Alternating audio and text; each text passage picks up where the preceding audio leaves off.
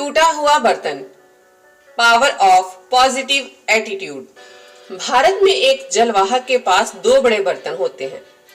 प्रत्येक को एक खंबे के प्रत्येक छोर पर लटकार दिया जाता था, जिसे वह अपने गले में ले जाता था।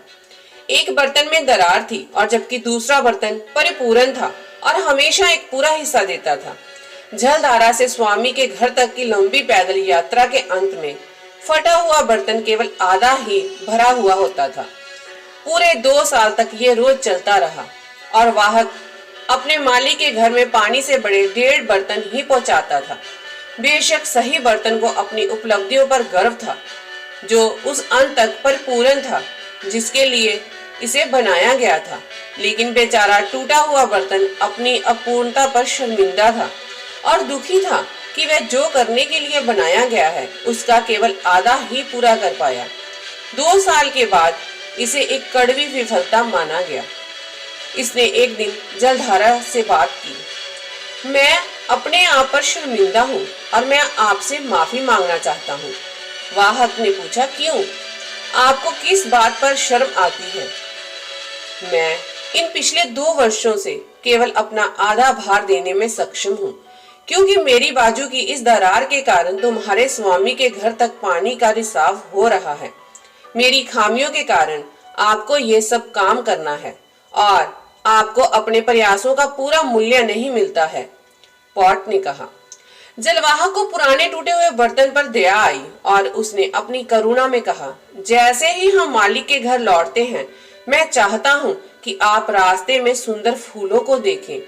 दरअसल जैसे ही वह पहाड़ी पर चढ़े, पुराने टूटे हुए बर्तन ने देखा कि सूरज रास्ते के किनारे के खूबसूरत जंगली फूलों को गर्म कर रहा है और इसने उसे कुछ हद तक खुश कर दिया।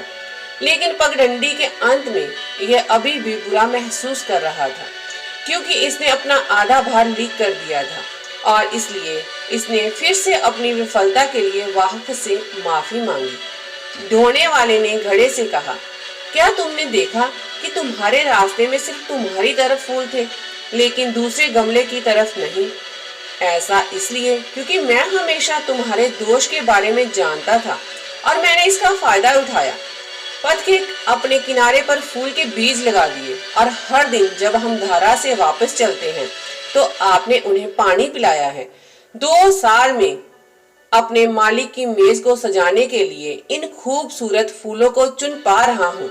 तुम्हारे बिना सिर्फ रास्ता तुम हो, उसके पास अपने घर की शोभा बढ़ाने के लिए सुंदरता नहीं होगी।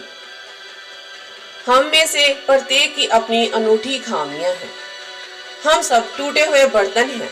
इस दुनिया में कुछ भी बेकार नहीं जाता। आप टूटे हुए बर्तन की तरह सोच सकते हैं कि आप अपने जीवन के कुछ क्षेत्रों में असक्षम या बेकार हैं, लेकिन किसी तरह ये दोष भेष में एक आशीर्वाद बन सकते हैं। थिंक अबाउट, इसके बारे में सोचिएगा जरूर।